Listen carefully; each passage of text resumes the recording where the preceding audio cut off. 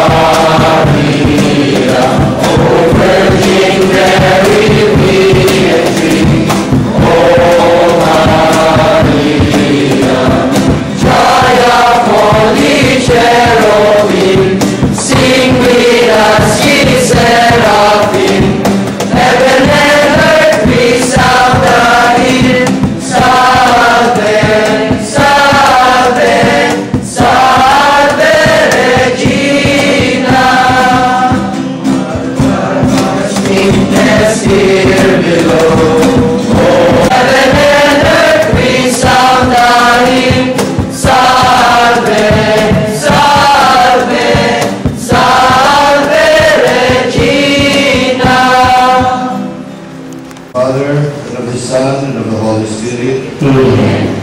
Peace be with you. And with your spirit. To prepare ourselves to celebrate the sacred mysteries, let us now call to mind our sins and be ready for them. I confess my brothers and sisters that I have committed sin in my thoughts and in my words, in what I have done and in what I have.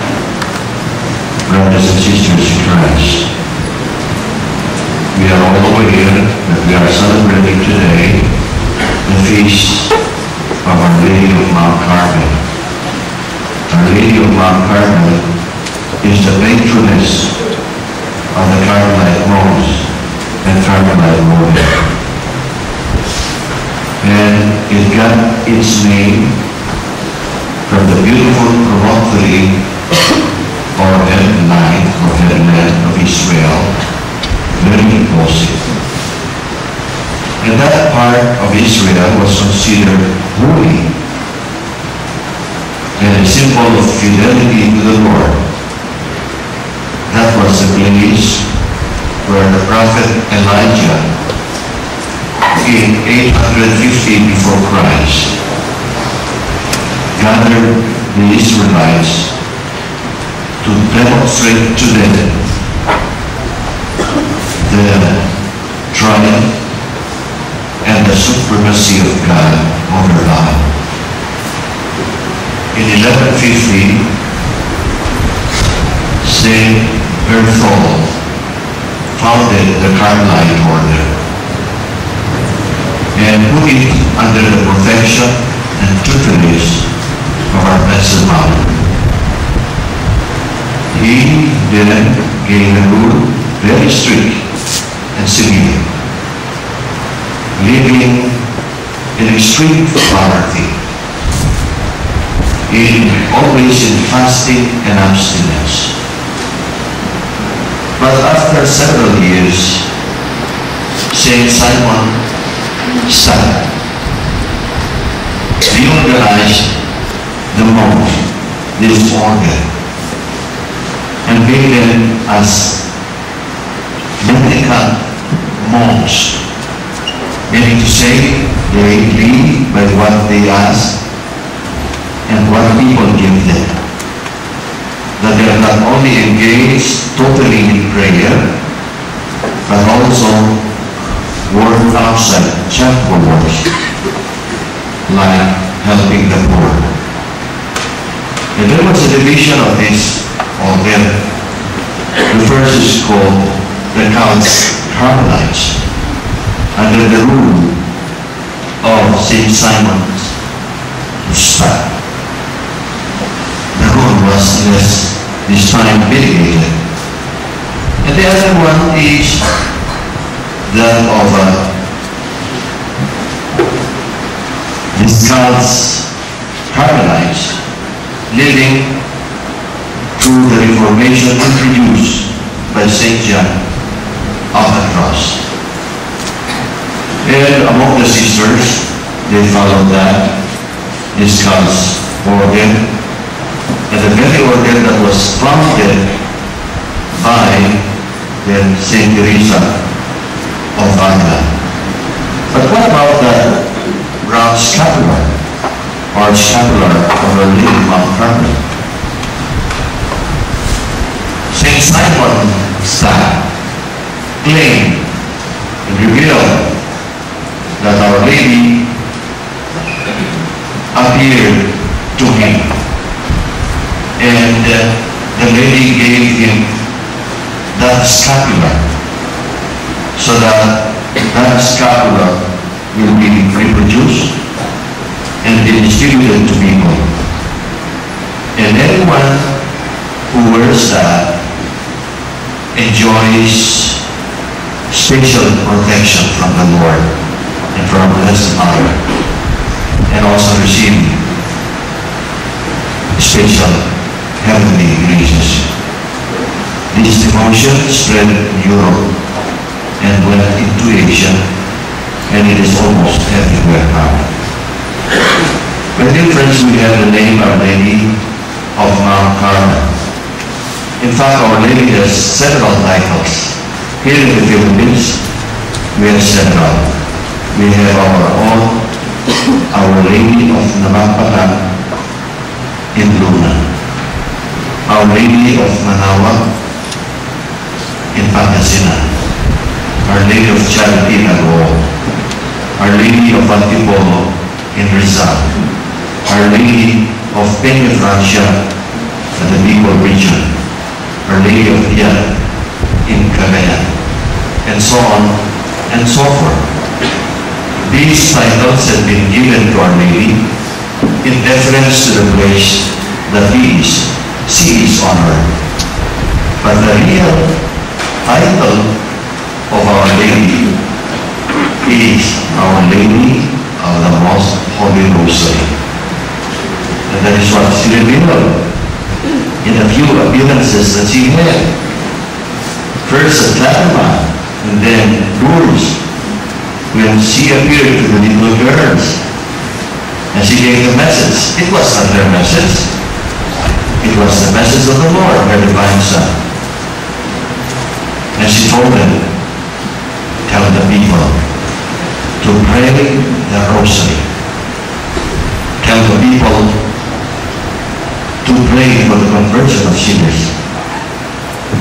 Dahil ang mga tao ngayon, lalong-lalo na sa panahon ito, ay makasalanan.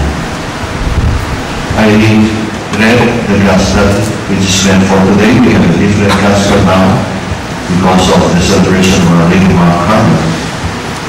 But that pictures to us the gospel where our Lord had said to cities ng makasalanan, go to Chorazin, go to Bethsaida. Why did he tell that? Is not our Lord kind? But woe does not mean that he was angry.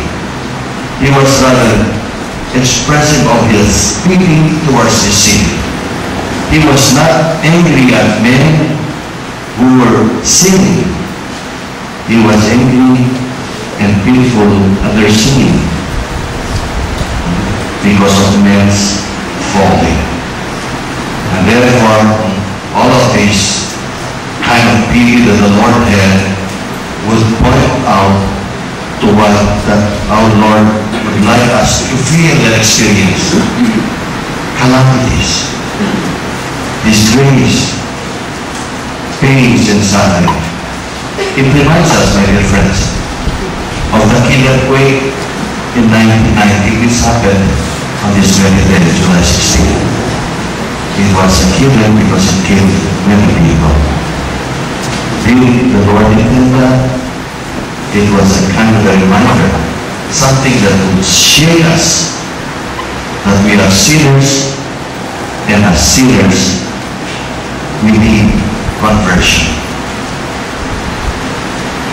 The Pope that retired, the Revered Benedict XVI, in fact, has written encyclicals and apostolic letters to prepare us for the celebration of the Year of Faith. First, he wrote, of course we have this, the apostolic letter to start with. Porta Fidei, the door of faith. And this is to inspire the people, to inspire us, especially members of the church, for conversion.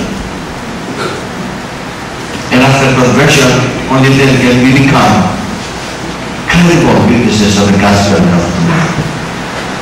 Why did I say that members of the church? Kasi tayo po ang namumuna sa pagbigyan ng faith. Para nawawalan tayo ng pag-asa. Umihina ang ating pananampalataya. Men does not care anymore. Men does not depend on God anymore.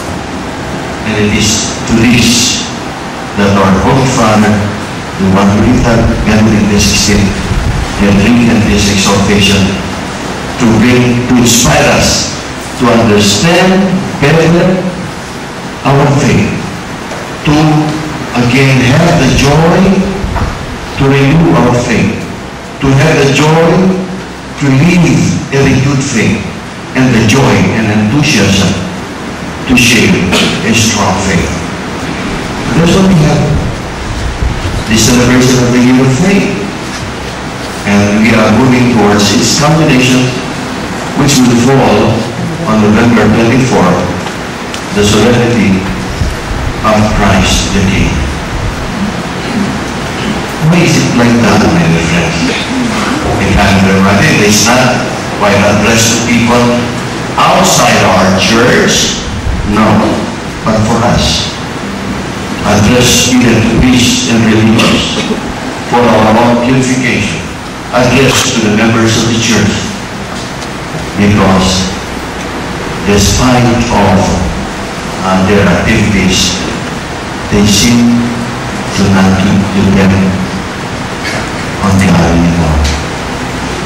The emphasis and the focus is on matter, not the spiritual anymore. Remember, my dear friends, if I talk a little more about this dependence of the role of a teacher. When a teacher teaches a course in English, she would write a sentence with 3 parts. First, the subject, the predicate, linked with the verb. And as always, then the subject comes first, and then the predicate follows. And let's put life lesson to that by putting it in our own situation.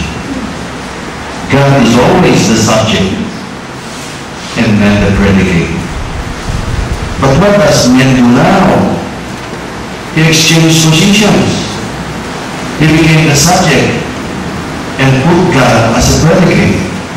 Namely, God is only a thing, an object in the mind. And this feast of Our Lady of Mount Carmel, dear friends, asks us to put back the situation, to reverse what was wrong as a position, that we are going back to our senses, put God as the God of creation, redemption, and sanctification, and that we put ourselves as creatures, and as such, we depend on God on everything.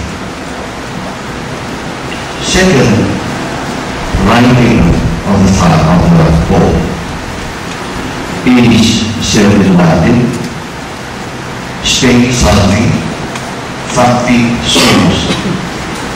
We are saved by faith. Something that was written in the letter of St. Paul to the Romans. My dear friends, what does it tell us? That we should not be discouraged. That redemption is offered to us in the sense that hope is given to us that we live our future better. We are likened to people journeying in a dark tunnel. At the end of the dark tunnel, there is light, and that should be our attitude. Our present Pope now, Francis, has told us, and has told his fellow cardinals, not to be discouraged, not to subject themselves to pessimism. Continue on. What is revealed, John Paul II has told, do not be afraid, for I will be with you even unto the end of time. Francis put it more positively when he said, take courage, take courage. Na naman, directed to us, members of the church, para ba tayo namumuna sa nawawalan ng pag-asa. We feel that God does not answer our prayers. That God does not, that God abandons us and He does not care. That is the feeling of man. the feeling of Christians, the feeling of Catholics, members of the church. The moment Francis I was elected Pope, he was met by a lot of media people, more than 50 of them, and most of them were working at the Vatican. And he told them, I bless you from the heart. I repeated it, I bless you from the heart. Because I know some of you are not Christians. And some of you are not even believers. But I remind you, we are all children of God. Respect for other people who profess another faith.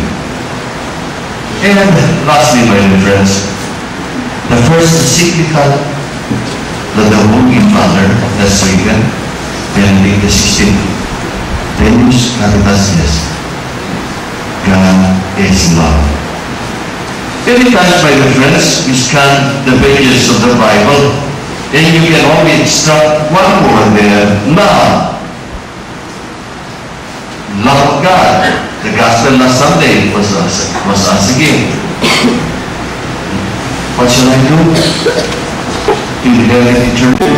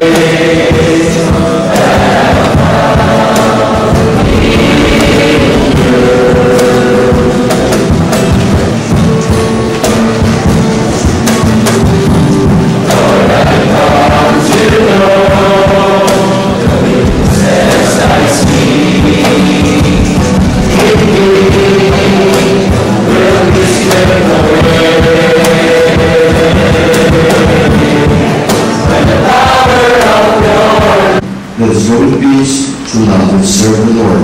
Praise be to God.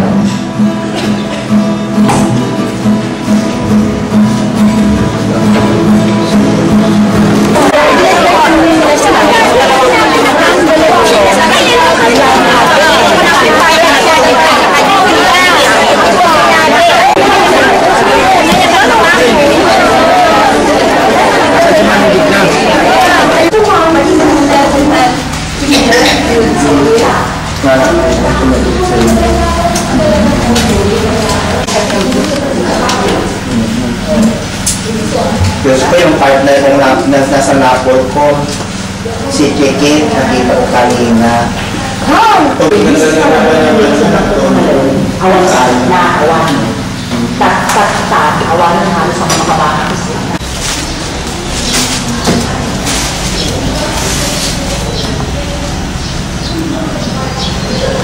Ito yan. Ano ito yung icon making na? Teka lang na. Sige.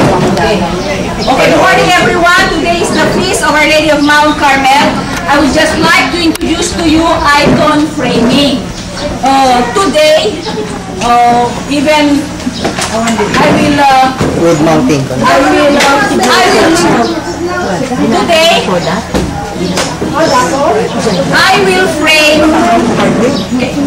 Today I will frame this Saint John of the Cross icon. Picture.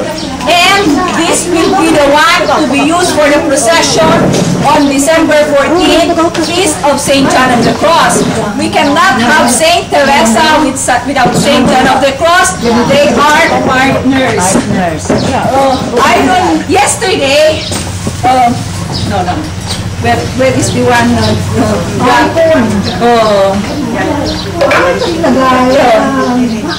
Nasaan na yung ginawa ni Kwan? Dalawa na ang gumawa. Two have framed icons. Whose is this? Palawan? What was not yours, Nila? We were here on a weekend and Nila framed this. And where is the one of Carmela? This Carmela, I don't know already. Carmela also framed hers already. Now, yesterday, I came here to burn this Palucina because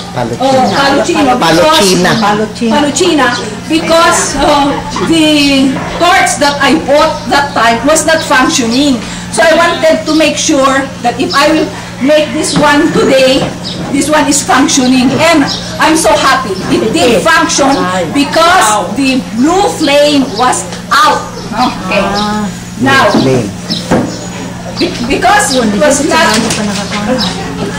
was not functioning, Nila did not finish hers, this one, and so they just used the Palucino that was already finished. Okay. I told you a while ago that I will be distributing your icons. Unfortunately, I cannot look at mine, but then you can have already your lax. So the smaller size will be this, and the bigger size will be this. Okay, you can already put your name so that all of you will have a icon frame. Okay. Now,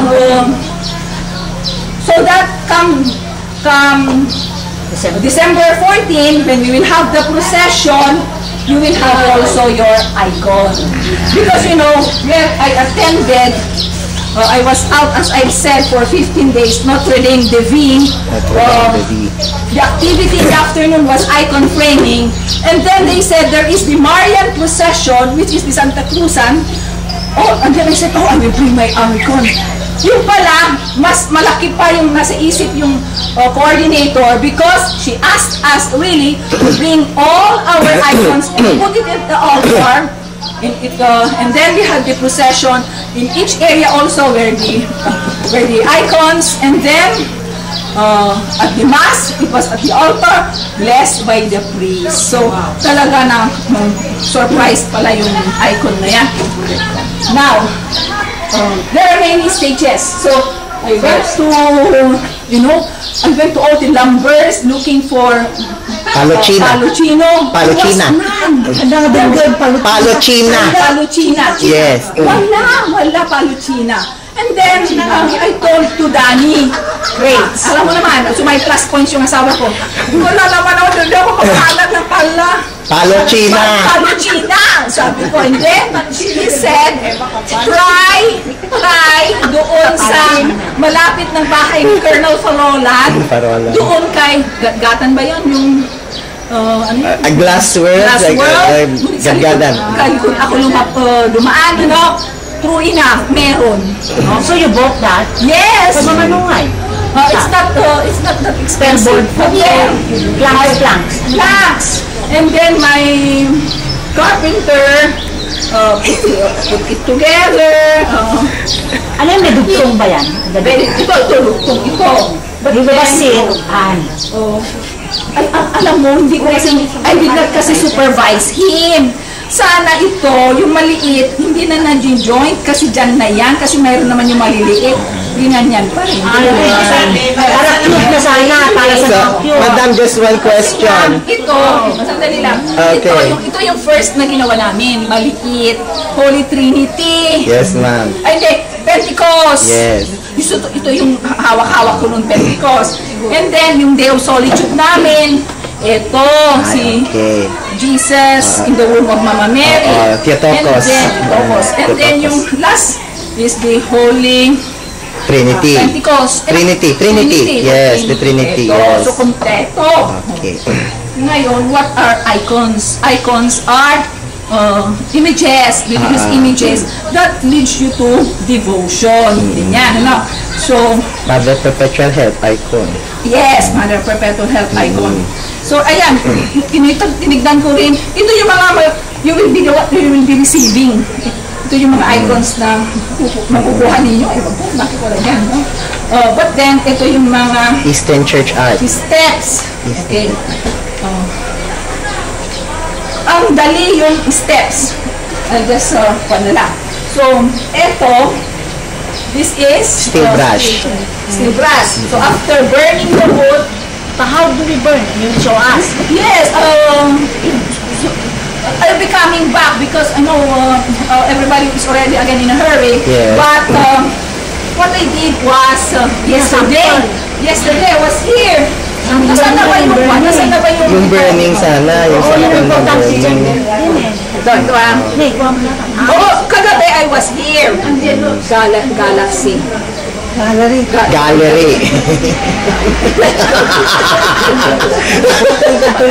At least marunong siya. Just one question, madam, about the wood.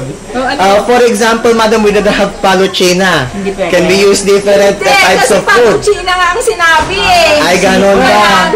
Ay, okay. Nandun ako sa... I thought you can use pine tree. I thought you can use... Ako sa mga lumber. Pine. Ito. Pine tree. Punta ako sa mga lumber. They were suggesting. But then I did not like. So this was me yesterday. Angelus. Okay? It was tang-tang-tang-tang. There at the Angelus, yes. O, dito na. Tignan nyo. Yan, para makita. You're burning. I was burning.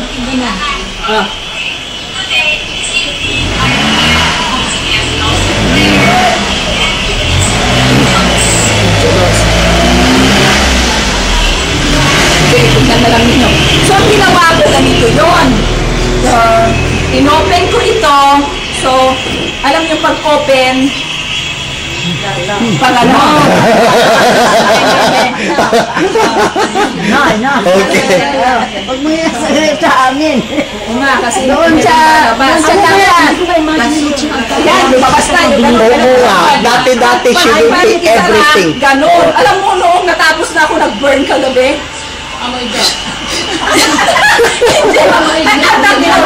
Nalipat ako sa i-turn down.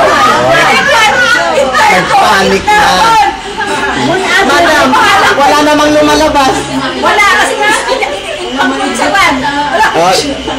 Open na, madam, dispensation. Pag in-open mo, kuha ka ng posporo, sinidyan kureta, sako inkas dyan. Okay. That is kerosene based. I'm safer. Kerosene. Ano? 1,295. Alam mo ako kasi, kung may project, talagang may project. Ano? Oo. Actually, meron rin binebenta doon na 800 doon sa national. Sabi yung national sa akin, ito lang bilhin mo. Kaya lang, nung hindi mag-open ito, sana yung lalak, binili ko, ganyan-ganyan ako. Kaya lang kasi, ito naman kasi yung ginamit for the instruction. Kasi yung sinasabi niya, magdadala ko ng napaka-heavy na gasol. Yung tube, yung dalawa mo. I see. Better yan. Okay. Hindi na demonstration sa kanila sa gagawa. Basta, ang ibig kong sabihin, nakita nyo ito ganito pinaprint ko sa Colorado ito, 900. Ay, Diyos ko, Santissima. Sabi nila, Naghinan. oo nga. Bakit mahal? Kaya lang, alam mo, kung gusto mo, 1,000 sabi nila, discount ko, kaya naging 900. Hindi na kapay tarpulin. Wala akong magawa. Kasi, ang purpose kasi, you have to separate, peel, the Hindi, no, this is not a sticker. sticker. You have to peel the hard part. Then, The back part. okay. Palagyan mo the cross. Ay, ito muna. Igaganon mo yung likuran niya, tatanggal para maging ano. Ang ordinary poster, kumahan. Pinaprint ko, kinuha ko. Actually, ganito yun. Tumawag ako 7 times. Iba-iba. St. Paul's, Claretian, ano ba yung mga daughters, Of St. yung mga... Paul, Sons of Mary Immaculate. Ano, ganito. Do you have an icon of St. John of the Cross? Oh, you have to call like this. Kling na naman. Kasi I really wanted to buy. Kling na naman. Oh, you have to... Roshan Nana. Kita na 6 or 7 na tinawagan ko na hindi ako tumigil. No, hindi na. Nung nag-give up na ako. Kasi naman, ito naman kasi That's my choice. Because it's an icon. Yes. Ito printed by my brother, Steve. Eh sabi ko, ano kaya naman? Sana yung mas malaki because I wanted the profession. Kaya niya mag-print din ng ganun Ay, kalaki. hindi nga eh. Sabi niya, ito na yung biggest ko. Malaki na yan. Kasi Sabi niya, madam, you had to peel it like this. okay, hindi naman ako naniniwalang Ganyan. You have to remove it. ayun, no? Okay, so, okay, now, noong kwan ko na, nag-burn mo na, no? Ang nangyayari na, yung interview Sister Carmela. Saan nga ba si Sister Carmela? Hindi ko na makita. Alam mo, sabi mo, tapos na. Nagulat siya, tapos na. So, ganyan, ano? Ang na-burn mo, Pag na-burn mo na, with the steel brush, ganyan, di nakita mo na, lumalabas na, ano? yung mga kwan niya. Oo, yan. Grains, ganyan. Yung grains, yung grains. And then, pag wala ng black, parang ito, wala ng black, black. May brush na na. Oo, yung brush pa, ito pa. Ay, so, mamaya yung brush. So, Plastic and steel brush. plastic and steel brush. Lalagyan mo, pag clean na ito, kasi di ba ganda-ganda yung grain, pag clean na, lagyan mo ng paste, Anong paste yan? Glue. That's not paste, that is glue, white glue. Step by step. Ito naman is tape. Here comes the picture. I am the teacher. Okay, Kat mo na dyan, sinjam na ito. Ikasday mo, talong ikasday. Parang may art. Parang hindi straight. Okay, may art. Hindi nga ko, organza ka. Burn ka. Tunuan. Okay. Tunay. Organza. Tunay. Nagalusan. Kita mo, ikompirma mo. Charcoal data. Okay. Tunuan. Come to the patient. Ay, okay. Then garot pinagsina niya. Tata, peel off.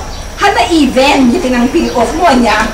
Mga laka iting, Why do you have to peel ito? Pwede. Hindi madam, to make it, yung bang very thin. Ang kanyang parang maging tela, parang gano'n. Parang Nakadikit, para mas madikit. May liha ka. May liha Ay, ka. okay. Lilihain mo yung likod. Yung likod nito. Make it thin. Be sure na to Para very thin. Ganyan. Para pag dinikit mo dito, pag dinikit mo na, kukuha ka ng plastic. Ito yung plastic. Ilagay mo dyan. Dikit na, lagay mo ng, saka na-burn mo na yung edges. Saka nalagay mo na yung paste. Nalagay na yung paste. Tapos eto, ganyan mo. Ay, see, sa plastic. Okay. Itong sandali yung brush, plastic brush, akala ko for the wood pa rin. Yung No. For the plastics, yes. And then eto, dikit na, makikita mo na, tingnan nyo, yung grains, it yung will, nakalala. Didikit, yes. Ng wood. agod nandyan na. So, Yes. makapal, hindi na makuha yun. Naman ninyo yung difference, ano? Yes. Yes. Okay. Ano pa yung sinabi ko? Tapos na yata. Tapos na. Hindi, yung demonstration na. Ako na lang dito. Doon na lang ako the whole day. Para sabihin ko sa inyo na ako ang gagawa nito Yes, hindi madam. ko binili. Gagawa din ako, madam, because they are looking for that, madam, because it will be given to the seminarians. Okay, ilagay na ninyo yung pangalan nyo yung sa likod. Ayoko na maliit, gusto ko malaki. Para pag ilan tayo gagawa? Sa Ganun na. meeting. Sa meeting. na lang Ay, meeting na? Sa meeting. Sa Sabado pa. Para sa Ito ang gusto ko, ayoko na maliit. So, nag-reading TV. Kasi sabi ko, I want to have to bring home them. Yung mas malaki, yun o. sige, madam, whole day nyo na ako dito. Yan yung ganyan. Ikaw. Ako, madam, mag-whole day ako dito because I want to make my own art. Kaya dyan. So, ganun na. Are you gonna make now? Yes! Bakit ako? English ko naman, kahit gusto ko ako dyan. Ba't naman ako ano? So, yung, hindi, kasi, uwi na tayo, yung may gusto ko uwi, then babalik ako. Okay. Buti na nakuha ko na short pants ko. Extra pants.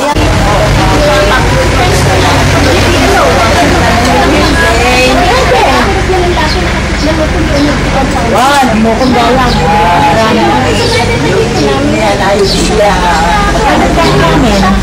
Yung wall ko na tinawag dahil ako nakakabil si Balay. Ipang-frame mo na artik. Yung resto. Resto mo na portion dyan. Ano nga niya na pandita?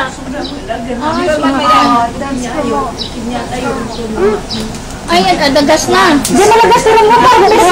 Ambes na. Ambes na ako. One plane. Nakita yung Manila. Picture ko. Ano, dadaro ko sa kablaw ko yung gluten sa kanya. Nangingat yung Hindi, mabalin dito yan, mabalinad. Alam mo ay magulo. Marunot. Pagtsagaan ko maang. Ako yung medical man ka na ayos ko. Marunot. Nag-isip unay, nagbalin na na kasi Ay, no. Uray nang isip na unay, Mabras. Kuna na mabigyan Miss Rami, don't worry if it is burn because we are really burning. Kuna. I did not burn. Dependent doon, di ba ang inis mo? Ito kami DJ ko, ana. DJ Uging na. Ituloy yan, ituloy. Decide mo talaga, decide mo. Ay, iyalis mo rata ka. Ayan.